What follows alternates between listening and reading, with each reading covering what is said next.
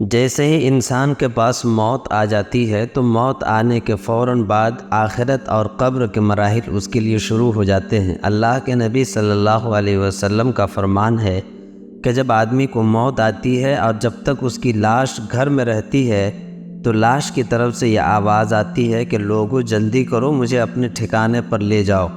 اگر وہ اچھے انسان کی میت ہوتی ہے تو پھر اس کی طرف سے آواز آتی ہے کہ مجھے اپنے پروردگار کے پاس یا مجھے اپنے اچھی جگہ پہ پاس جانے پر جلدی کرو۔ اور اگر وہ بری میت ہوتی ہے تب بھی کہتی ہے کہ مجھے جلدی کرو، ایک بری چیز کو اپنے گھر میں کیوں رکھے ہوئے ہو۔ بہرحال لوگ اسے غسل دیتے ہیں، کفناتے ہیں، اور کفنانے کے بعد قبرستان لے جاتے ہیں۔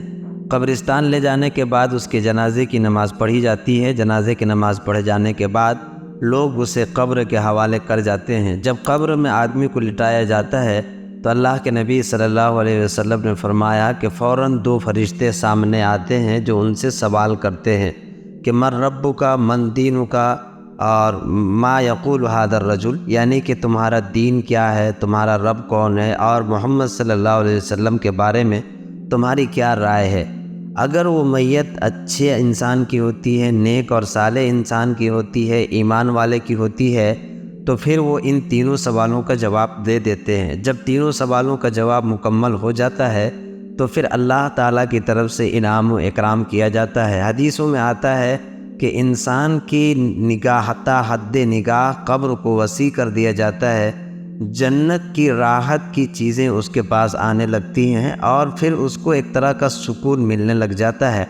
لیکن اگر وہ ان تمام سوالوں کے جوابات نہیں دے پاتے، چنانچہ اور جو ایمان والے نہیں ہوتے ان سے یہ جواب نہیں بنتا ہے،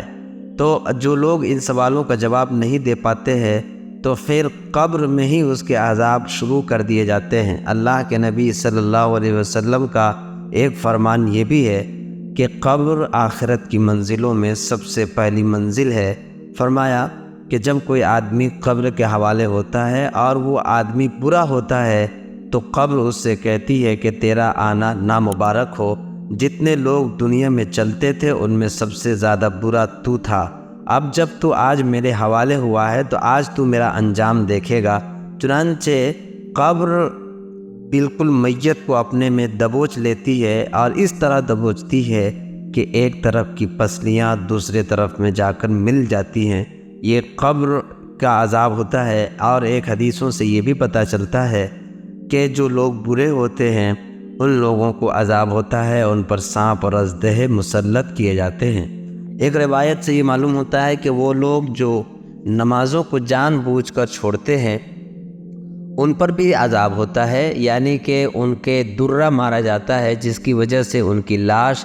زمین میں کئی گز نیچے دھس جاتی ہے اور ان کو کئی طرح سے عذاب دیا جاتا ہے، اور کہا جاتا ہے کہ لو یہ تمہارے عصر کی نماز چھوڑنے کی سزا ہے، یہ مغرب کی نماز چھوڑنے کی سزا ہے، یہ عشاء کی نماز چھوڑنے کی سزا ہے، یہ ظہر کی نماز چھوڑنے کی سزا ہے، یہ فجر کی نماز چھوڑنے کی سزا ہے۔ الغرض جتنی نمازیں آدمی چھوڑتا ہے ان تمام نمازوں کو چھوڑنے کی سزائیں قبر سے شروع ہوتی ہیں اور پھر وہاں پر انسان کو ان تمام چیزوں کی سزائیں ملتی ہیں۔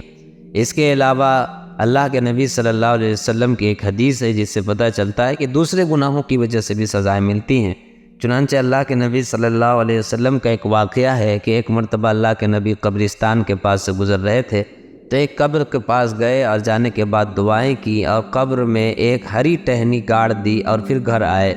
آنے کے بعد صحابہ کرام نے پوچھا کہ یا رسول اللہ آپ نے ایسا کیوں کیا اور یہ کیا ہو رہا تھا؟ تو اللہ کے نبی صلی اللہ علیہ وسلم نے فرمایا کہ میں نے قبر پر دعا کی جس سے قبر کا عذاب تھوڑا کم ہو گیا، اور ان دو جو قبر والے تھے ان کے بارے میں اللہ کے نبی نے فرمایا کہ ان دونوں کو عذاب ہو رہا ہے، اور کسی بڑے گناہ کی وجہ سے نہیں بلکہ 2 ایسے گناہوں کی وجہ سے ان کو سزا مل رہی ہے جس کو یہ معمولی سمجھتے تھے، یعنی چھوٹا گناہ سمجھتے تھے۔ اللہ کے نبی نے فرمایا کہ ایک قبر میں عذاب اس لیے ہو رہا ہے کیونکہ وہ پیشاب کے چھینٹے سے نہیں بچتا تھا، اور دوسرے قبر میں عذاب اس لیے ہو رہا ہے کیونکہ وہ چغلی کرتا تھا، یعنی ایک آدمی کو دوسرے آدمی سے لڑاتا تھا، لڑانا ان کا کام تھا، اس لیے اس کو بھی عذاب ہو رہا ہے۔